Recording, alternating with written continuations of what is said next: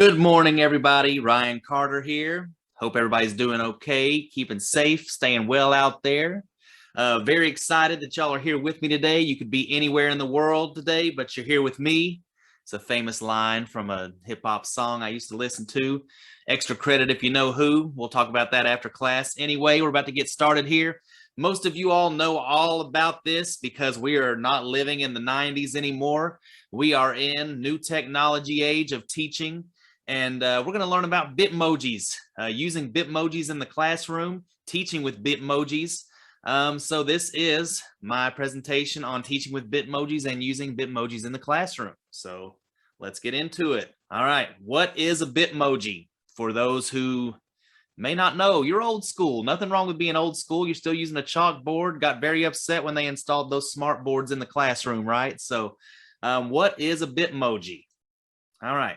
Bitmoji is your own personal emoji, which is an expressive cartoon avatar that you can choose from a growing library of moods and stickers featuring you. This is straight from the Bitmoji website. We'll get into that later for those of you who want to explore and install the Bitmoji. So that's what a Bitmoji is. You can see that's me right there. Let's go to the next slide.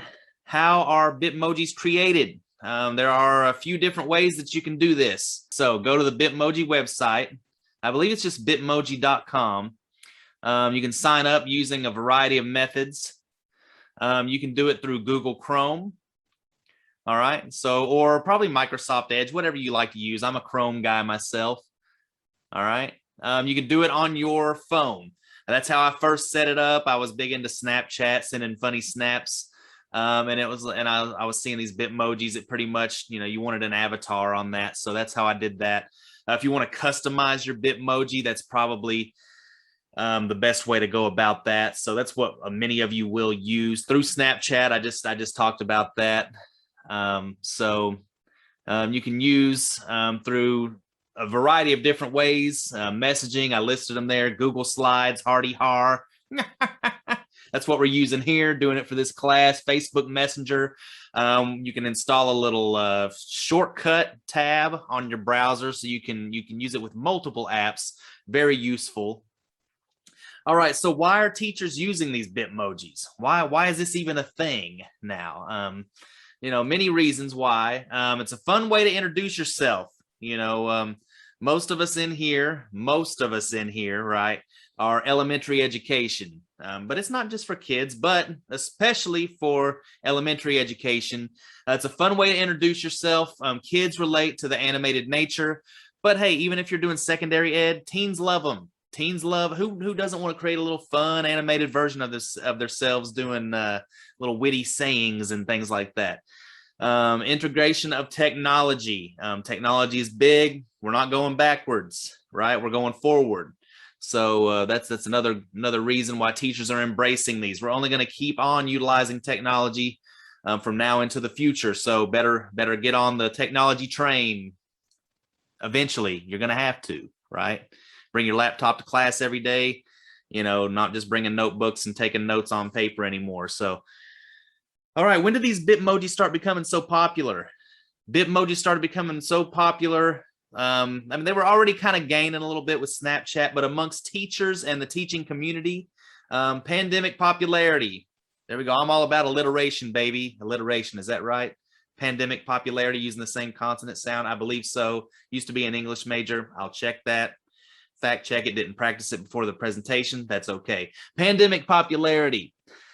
So when everybody had to go to the remote learning, this thing blew up, right? So remote learning made Bitmojis more popular than ever, became very useful. Teachers started creating virtual classrooms. We're going to look at some video links later that can help you set that up. If you want to, YouTube, you just do a simple YouTube search. It's everywhere. Educators set up virtual learning environments, including interactive libraries. I'll show you an example of that in a minute as well. There you go. Virtual classrooms blowing up thanks to the pandemic, unfortunately. So not all bad came out of the pandemic, right? We're embracing this technology. Detractors of Bitmoji. Why do you think some people, there's always a Debbie Downer, right? Always a Debbie Downer in the crowd. Who doesn't love a Bitmoji? They're out there. There's always a troll, right? So some opposers say that there's too much focus on Bitmoji, not enough on the instruction, right? Focus on the cute avatars, but not on the quality concepts. I think we're being a little dramatic there personally, but I get it. We're spending too much time creating these virtual classrooms that could have been, spent on creating quality instruction. I remember in class, in one of our classes, I don't remember if it was technology or not, but I remember Dr. Suitors was like, all right, I know you're decorating your whatever, but it's time to keep that train moving, right? So I get it, I get it. Just another thing to do, more training, so you're going to have those old school teachers or just some teachers that are just negative people in the classroom. Well, great. Now we got to do these Bitmojis. We're already having to do this, that, and the other. And now we got to do these, you can just hear them. You all had coworkers that are negative before. So I can see it, but I think it's a positive thing, but we'll get it more into that here in a second. All right. So the point is, love them, hate them. Who hates them? I think people are just trying to be snarky, but anyway, love them, hate them, in the middle, doesn't matter. Bitmoji's not going anywhere, folks. They're here to stay. They've been embraced. We had to set one up for this class, so they're not going anywhere. So let's look at some examples of how teachers are utilizing this wonderful technology even after returning to the classroom. We're meeting in class. We're meeting together in class. We're not just doing this virtually, but we're still doing Bitmojis, and teachers are still utilizing Bitmojis. So let's check it out. All right, let's look at this awesome example here. I love this. This teacher has, she's got all these little online books that her kids can click on. Let's just take a look at it for a minute. Now, this presenter mode, I can't see it as well, but I like, she's got that little, like the school's logo, like out the window, like they're actually in school. That's like their building. So she's decorated it pretty creatively. She's got like that little, in the upper right-hand corner, a little envelope that says parents. I'm guessing that parents can look at messages right there. And you've got about 9 books there that kids can click on to read. I'm sure she changes that out on a regular basis. That's just awesome. So encouraging kids to read, stay on top of that while they're learning virtually, or even not. Even if kids have their little devices, like one of my daughters brings home a device every day. So that's something they can log on to. That could be a homework assignment. Anyway, I like this one too. This music teacher, what did I say about that one? All right, she's got different keys for different grade levels. So she teaches K through 7, man. All right, that's cool. And leave Miss B a note. She has a little thing there. You can leave her a note. Get interactive with the students, right? We learned that in chapter 1 of our interactive teaching readings. So anyway, gonna keep going here.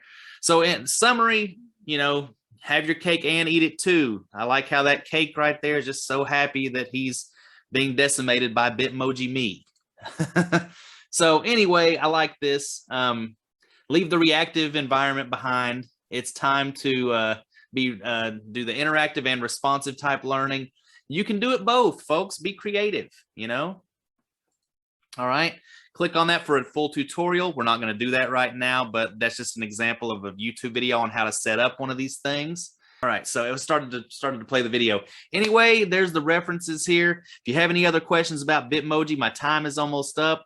Hope y'all enjoyed that, and I'm here if you have any questions. Just holler at me. I become a Bitmoji master here. So signing off. We'll see y'all later. Thanks for watching. Thanks for taking the time. Appreciate it. I'm looking forward to watching all yours, and we'll see you on the next presentation. See ya. Hi guys, Ryan here. That was me that you just saw there doing that presentation. Teaching with Bitmojis. I'll be available for autographs after this. But now it's your turn. I want to hear from you. A little feedback time. Discussion. Are you going to be using Bitmojis in the classroom? Are you going to eschew the Bitmojis? What do you think?